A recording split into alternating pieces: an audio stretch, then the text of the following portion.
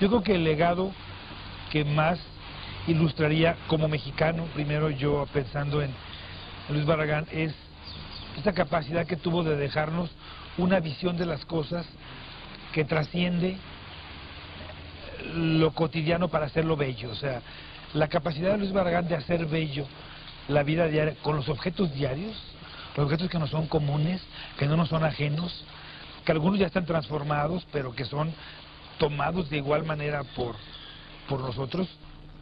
Bueno, yo creo que Luis Barragán aporta una visión que era muy nueva en esa época. Una visión que podríamos marcar en términos de una unión entre paisaje, entre naturaleza y arquitectura, ¿no? Por un lado. Esta visión de Barragán, por eso era tan importante para él, a la misma nivel y en la misma condición, lo que era la naturaleza y el paisaje, lo que era el jardín, a lo que era una casa.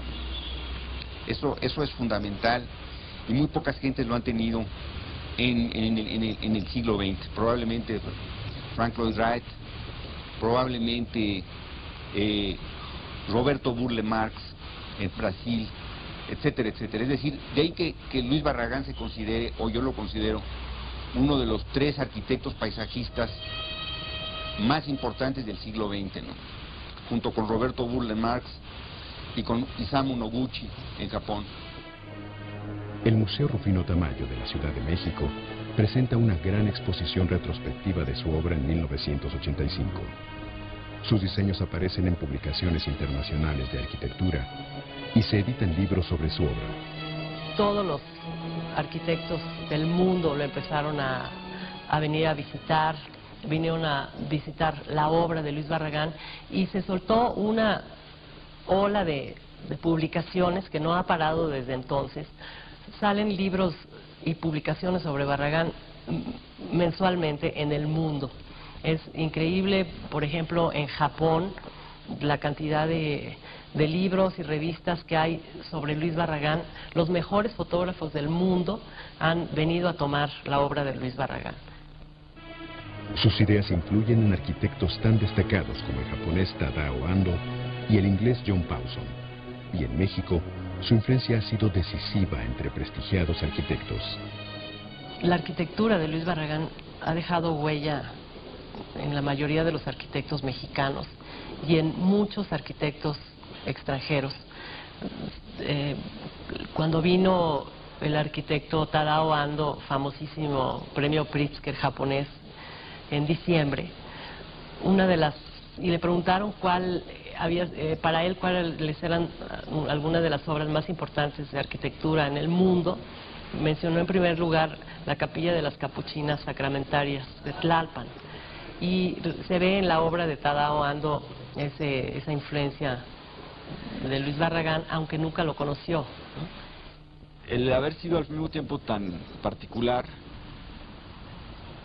lo convierte en alguien tan universal, que ha hecho que gentes de todo el mundo encuentren en su obra grandes resonancias. El paralelismo con Juan Rulfo es muy impresionante en ese sentido, ¿no? O sea, Juan Rulfo, con Pedro Páramo, con El Llano en Llamas, escribió acerca de cosas absolutamente jaliscienses, absolutamente localizadas en una etapa, en un contexto, y sin embargo los lee un noruego, o un sudafricano, o un japonés, y lo mueve, lo conmueve, porque son universales. Lo mismo pasa con Luis Barragán, ¿no? Su arquitectura no puede tener más que ver con México, con Jalisco, con su historia personal, con sus recuerdos, con sus gustos, con sus fantasías y deseos.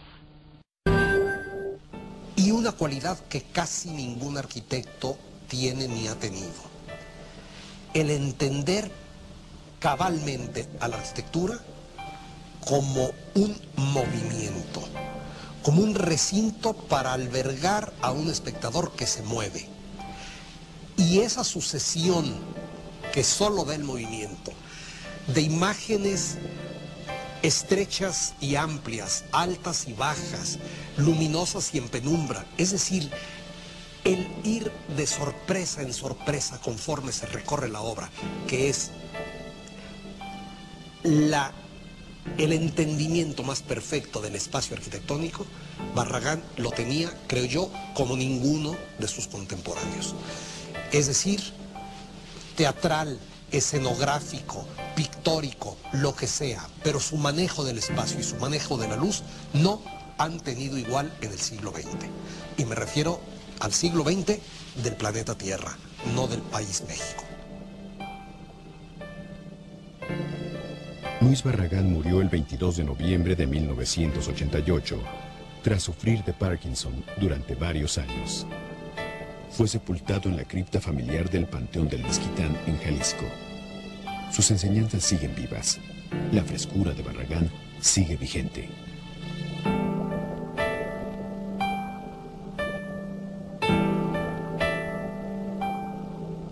Toda arquitectura que no exprese serenidad no cumple con su misión espiritual.